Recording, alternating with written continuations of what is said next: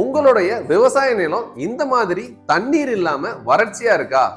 அதை எப்படி செழுமையா இந்த மாதிரி மாத்துறது அப்படிங்கறத பத்தி இந்த வீடியோல டீடைலா பார்க்கலாம் வாங்க. நான் உங்கள் நீர் மேலாண்மை பொறியாளர் ரகுபதி. இன்றைய சூழல்ல நீர் பற்றாக்குறையால பல விவசாயிகள் தொடர்ந்து தனது விவசாயத்தை செய்ய முடியாம கஷ்டப்பட்டுட்டு வராங்க. அதற்காக தான் சாத்தியமான நடைமுறை தீர்வை நான் உங்களுக்கு சொல்ல போறேன்.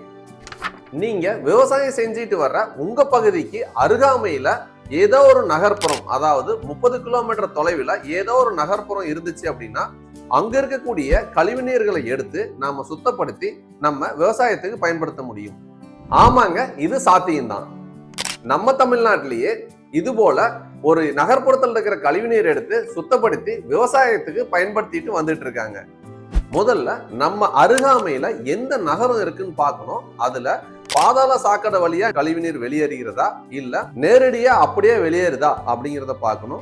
அந்த நீரை எடுத்து நம்ம ஆய்வு செய்யணும். ஆய்வு செஞ்சு அதுல என்னென்ன பேராமீட்டர்ஸ் எல்லாம் இருக்கு அப்படின்னு அனலைஸ் பண்ணிட்டு அதுக்கு தகுந்த மாதிரி ஒரு ட்ரீட்மெண்ட் பண்ணிட்டு அந்த சுத்திகரிக்கப்பட்ட நீரை நம்ம விவசாயத்துக்கு எடுத்துட்டு போய் பயன்படுத்தலாம்.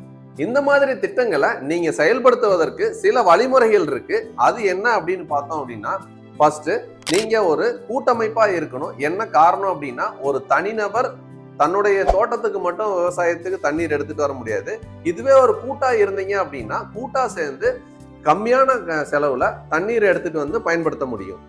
அதுக்கு நீங்க கூட்டா இருக்கிற கூட்டமைப்பு சங்கமா பதிவு பண்ணணும். சங்கமா பதிவு பண்ணி உங்களுக்கு அருகாமையில எந்த நகரம் இருக்கோ அந்த நகரத்துல அனுமதி பெற்று, அந்த நகரத்துல இருக்கக்கூடிய நகராட்சி நிர்வாகமா இருந்துச்சுன்னா நிர்வாகத்திட்ட அனுமதி பெற்று அந்த தண்ணீரை நீங்க எடுத்துட்டு வந்து விவசாயத்துக்கு பயன்படுத்தலாம். உங்களுடைய பகுதியில இது போன்ற திட்டங்களை செயல்படுத்த நீங்க தயாரா இருந்தா அதுக்கான வழிமுறைகளை நாங்க தர்றதுக்கு தயாரா இருக்கிறோம்.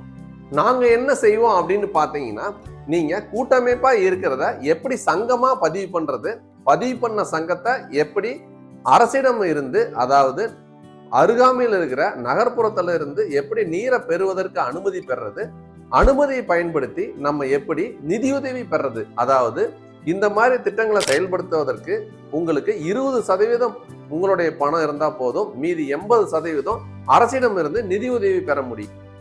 அதுக்கப்புறம் உங்களுடைய இந்த திட்டத்தை எப்படி வடிவமைக்கிறது, அதாவது தண்ணீரை பரிசோதித்து எந்த மாதிரியான சுத்திகரிப்பு செய்யணும், சுத்திகரிக்கப்பட்ட நீரை எப்படி எல்லாம் எடுத்துட்டு வந்து ஒரு இடத்துல இருந்து விநியோகிச்சு ஒவ்வொரு விவசாயிகளுக்கும் அந்த விவசாயத்துக்கு தேவையான அளவை கொண்டு சேர்க்கிறது அப்படிங்கிற முழு விபரத்தையும் உங்களுக்கு நாங்க வழங்க ரெடியா இருக்கிறோம். அதுக்கு நீங்க என்ன செய்யணும் அப்படின்னா, கீழே தெரிகிற வாட்ஸ்அப் நம்பருக்கு வாட்ஸ்அப் பண்ணுங்க.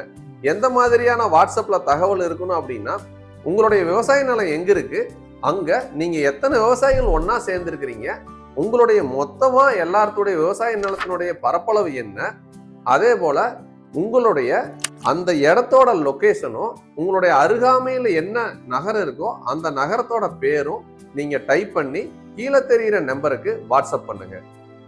எங்களது நீர் மேலாண்மை குழு உங்களை தொடர்பு கொள்ளும். இது கூடவே இன்னொரு விஷயம் சொல்றேன். உங்களுடைய நிலத்தோட பத்திரம் வேணும் அப்படின்னு நினைச்சீங்க அப்படின்னா மை ப்ராப்பர்ட்டி ஆப்பை இன்ஸ்டால் பண்ணுங்க. அதுல யுவர் லேண்ட் டாக்குமெண்ட் அப்படிங்கிற பட்டனை செலக்ட் பண்ணுங்க.